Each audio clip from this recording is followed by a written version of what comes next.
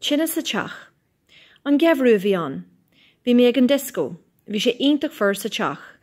Hí mé an aice leis an tine. Faoin am seo, bhí sé a héana chlog san ihe. Cé go raibh mé tuirseach bhí ocras orm freisin, agus thucraí mé ar scealóga olbhú. Chuir mé na prátaí I bota olú agus chuir mé an potta ar an saorn. Bhí mé trécht ar fad.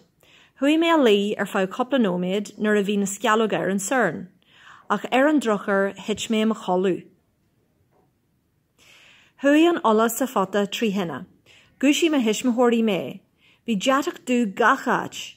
Chur siad fis ar na serabhí si éag an dála, agus thug mami gar thar haldú. Tar éis tamil, tháinig na fir go Tine. Thóg siad mé go dtí an hospidéal nó thur car. Dúirt an doctor go mé hin ceart go leor, buchas le dia. Ach bhí an teach dóite go donna. Bhí a lán ibre le Januar. Dúirt na doctorí liom a thógáil go bog.